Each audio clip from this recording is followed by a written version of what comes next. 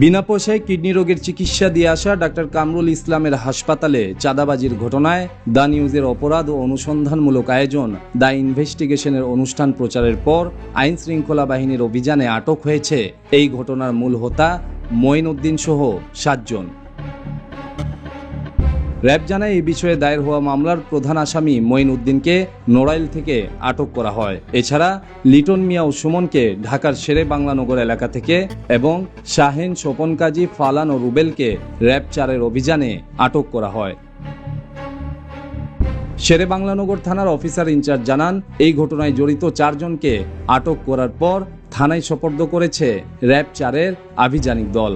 CKD হাসপাতালের ঘটনার বিষয়ে অভিযোগের পরিপ্রেক্ষিতে থানায় মামলা রুজু করা হয় আসামিদের বিরুদ্ধে এবং ঘটনার পর থেকেই পুলিশ সহ অন্যান্য সংস্থা আসামিদের গ্রেপ্তারের জন্য আমরা রাত দিন অক্লান্ত পরিশ্রম করি। ভিডিও ফুটেজ বা অন্যান্য সাক্ষ্য প্রমাণের ভিত্তিতে আমরা ইতিমধ্যেই 4 জনকে আসামিকে গ্রেপ্তার করতে সক্ষম হয়েছি এবং আসামিদেরকে আমরা বিজ্ঞ আদালতে সুপর্দ করব। ভালোভাবে কঠিন অবস্থায় থাকে, অন্যায়ের কাছে পুলিশ সমস্ত কখনো মাথা নত করে না। আমাদের উদ্বোধন কর্তৃপক্ষের নির্দেশ, মাননীয় আইজিপি মহোদয়, আমাদের পুলিশ কমিশনার মহোদয়, যে কোনো পরিস্থিতিতে আমরা যত বড়ই অপরাধ যত বড়ই শক্তিশালী হোক না কেন, আমরা তাদের বিরুদ্ধে কঠোর অবস্থানে আছি।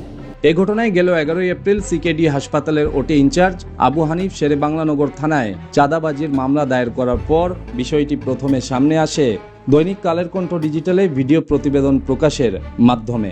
পরবর্তীতে একই ঘটনায় দ্য ইনভেস্টিগেশনের অনুসন্ধানী প্রতিবেদনে মঈন উদ্দিন এবং আদাবর থানা ছাত্রদলের আহ্বায়ক নয়নের বিরুদ্ধে চাঁদাবাজি সহ বিভিন্ন অপরাধমূলক কর্মকাণ্ডের তথ্য উঠে আসে।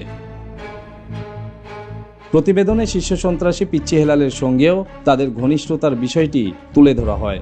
এরপরই দেশের বিভিন্ন স্থানে অভিযান চালিয়ে মঈন সহ তার আরও 6 সহযোগীকে আটক করে আইন শৃঙ্খলা বাহিনী। Imran Khan, the news, Dhaka.